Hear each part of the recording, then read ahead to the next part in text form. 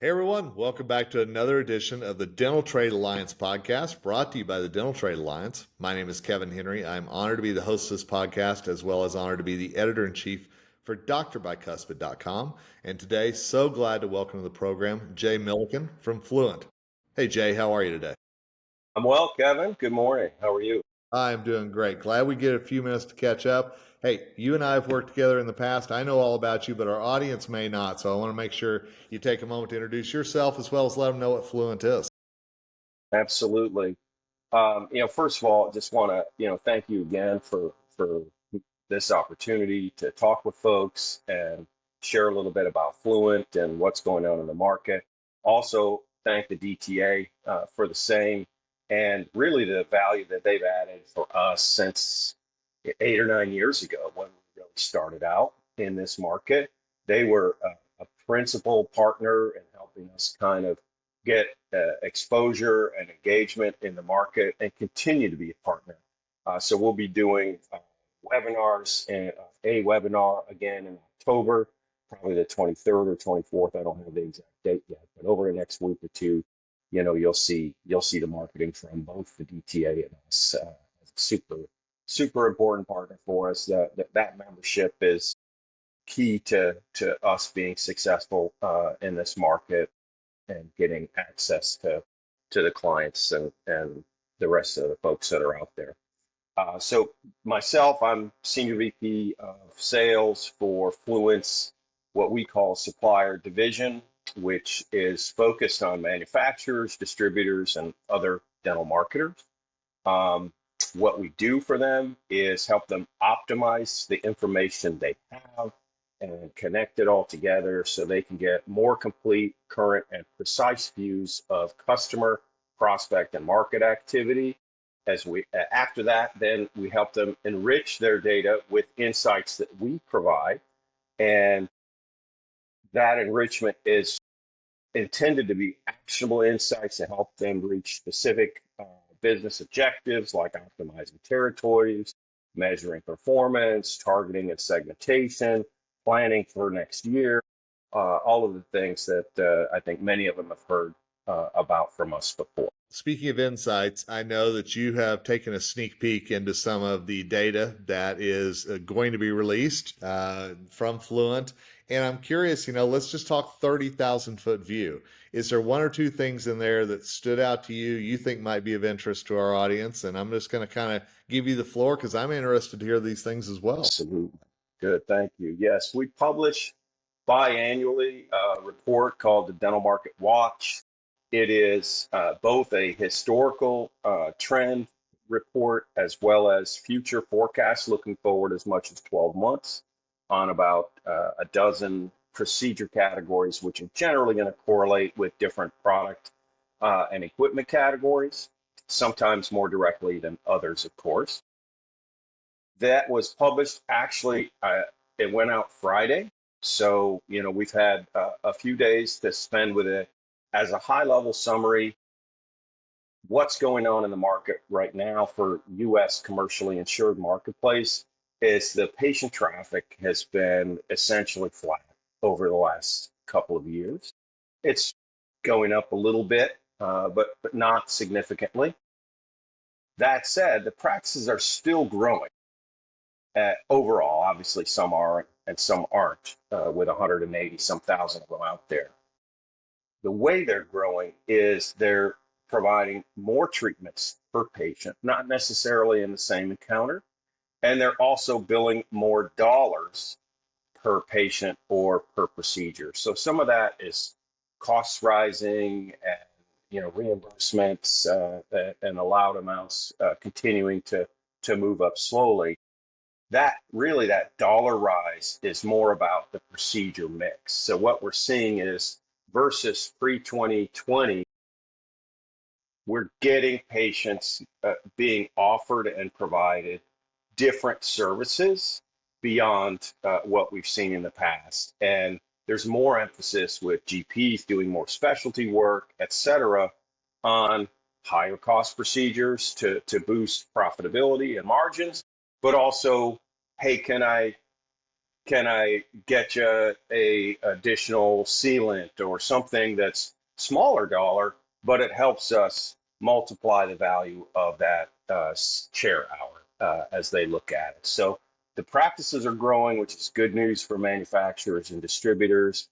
They aren't necessarily growing because it's more patients walking through. Well, it sounds like dental practices are taking advantage of the opportunities. And I know one thing that I heard so much during the, I hate to talk about the pandemic, but I think that's a real dividing point for so many things in our industry is that GPs started bringing more specialties back into their practice instead of referring out. So we're still seeing the effect of that today, you believe, correct?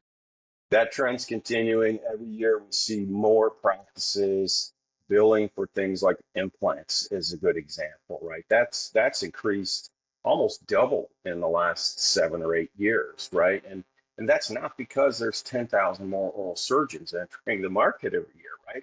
That's because more GPs are, taking that on as a practice growth engine and moving strategically into specialty markets. So what's one of the biggest things as we go into the fourth quarter? I know a lot of practices, a lot of businesses start thinking about how they're going to finish strong. What's a big lesson you think that these numbers are going to provide to people to help them finish strong and for the rest of the year? Well, I think the biggest lesson, Kevin, is that, not all categories are growing at the same rate. Not all segments are growing in the same way. So depending on where you're focused and what you're selling, you may need different information to illuminate what's actionable around your strategy and go to market, or even something as simple as, measuring performance. A couple of the key dynamics that are beyond that specialty blur is that are driving this growth, right? One of them is demographics. The demographic movement right is just unbelievable. The pace is going to continue. We currently have about 26% of the patients in our data that are 60 or older, and that's up significantly over the last 5 or 6 years. Those folks drive about 28% of the treatment volume, so just total activity. So already even a little higher than the overall average for all age groups. When we look at periodontics, it's 42% of the patients and treatments are over 60. And when we look at implants, it's 55%, right? So more than double what should be their proportional rate of utilization for those kinds of products. And that's the kind of thing that we can help folks, look at and really understand. How's this going to impact the business? Is it useful for me to compare customer A and customer B and understand what's your percentage of patients in a certain age range? And is that going to tell me whether that customer is going to maybe grow faster than the other one or something along those lines? The other place that we talk a lot about with most of the manufacturers and distributors in the market is consolidation, specifically, DSOs. Um, there are similar disproportionate shares for groups, for example, with 50 plus locations in periodontics. They're driving much more volume around periodontics than the rest of the market. And really, that's not all of them collectively in the 50 plus size group. That's a handful of them that are really pushing that and emphasizing that and what they're doing. And similarly, in markets like implants and orthodontics, we see a little bit more of a disproportionate skew for the emerging and the middle market folks, right? So, but at the same time, it's not consistent, right? So if I've got 340 location groups that are all footprinted in the Northeast, that doesn't mean they all each have an equal opportunity for me for implants, right? So can you take and use information from folks like Fluent to be able to say A, B, and C, this group A has a much higher potential opportunity for sales for that product. They have a more achievable or convertible, easily converted opportunity. I'm going to maybe move some investment to and some energy towards this account when I'm responding to RFPs, when I'm offering special pricing, when I'm deciding whose territory or who's responsible for this from a marketing and outreach and engagement perspective. Take that to the segment level, same thing starts happening. Hey, when we can look at these things at a detailed level, maybe I move a couple people out of this team over to this team, or maybe I change where I'm spending my money from a marketing perspective in terms of that persona or focus audience so that I'm putting it where the ROI is going to be high. That's a great point. And I want to go back to the aging point, if that's all right with you, of the patient, because one discussion that I've heard recently is also the aging of the dental team and the dentist as well, and how if those are kind of going side by side right now, and maybe we're seeing those younger dentists and dental team members that are coming in, knowing that the older patients maybe are spending more per person and trying to connect with them on that generational gap as well. Absolutely. They are. You're dead on. I think that's where that's occurring. We're talking to dentists who are working with their local Medicare insurance agents, right? So the insurance agents that help Medicare beneficiaries choose their Medicare Advantage plans, which is where all this is centered, right? And helping them, choose the plan that gets them to the right, keep their doctor, best benefits for the prescription drugs that they have, and best dental benefit, right? All of those different dynamics come into it.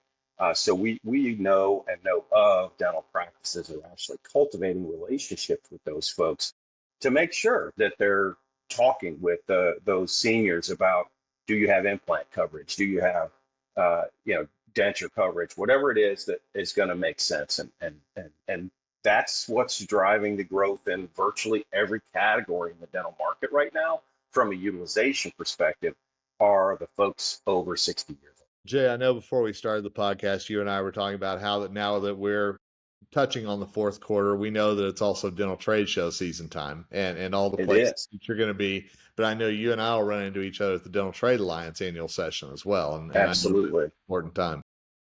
We will have a team there as always. And, looking forward to what I think is the best conference of the year, just in terms of the tone and what gets accomplished there. It's very, very different from, Greater New York or ADA. Those are all good conferences, but the focus is very, very different. So not only enjoy it, but extremely proud to be part of, in a very small way, what the DTA is all about and the foundation. So whether you're going to be at ADA, DTA, Greater New York, wherever that might be, let people know if they're not going to be at Absolutely. one of those meetings, how they can get a hold of you and learn a little bit more as well. So you can reach us at fluent.dental. That's probably the easiest way. If you inquire via that website, it'll get to me or one of my colleagues. So we can follow up with you. Of course, you can reach me by email at jmillikin@fluent.dental, and the J is just the initial. Um, or give me a call. You can find me on LinkedIn. You can find me, any place that people can be found in terms of that kind of outreach. So, Jay's definitely not hiding out there. There's no doubt about nah, that. So. not at all. Well, Jay, I mean, maybe it's the geek in me, but I love this time of year, not because cooler temperatures and the fall leaves and everything else, but I love the trends and I love the numbers and I love knowing not only what we've seen this year, but what we're looking forward to as well in 2025. And Absolutely. I And appreciate the, now's the time. yeah, Now's the time to look at it. Everybody's interested in it because it's time to start thinking about, if you haven't already, what's 2025 going to look like. The nuance to working with us around issues like that is everyone has a unique business and set of products and resources that they leverage to go to market. We can help you regardless, but we need to understand what those are so we can help you not only make the data that we provide as actionable as possible, but make your own data that you already have as actionable as possible, and even coach and at least assist in terms of best practices around how do I get as much value as I can out of both the data that I already have or I'm getting from other sources, as well as any Fluent insights. And that's such a key point because we can all see the numbers, see the data, but it's understanding what it really means. I mean, Right. that's the key to it for sure. It's academic until it helps you actually run your business better and achieve the growth or the market share gains or whatever it is that you're looking for and needing to accomplish. Jay, we're going to make sure all the contact information's in the show notes so it's easy to find Jay and Fluent as well. Terrific. But Jay, looking forward to running into you on the road and looking forward to learning more from Likewise. you as well. Yeah, same. Thank you, Kevin, very much. Have a great day. Absolutely. And hey, thanks to all of you for listening to this episode of the Dental Trade Alliance podcast. We love bringing in experts to talk about the numbers, to talk about what's going to impact your business, not only for the rest of 2024, but into 2025 as well. Until next time, it's Kevin Henry, the host of the Dental Trade Alliance podcast, signing off and wishing you nothing but success ahead.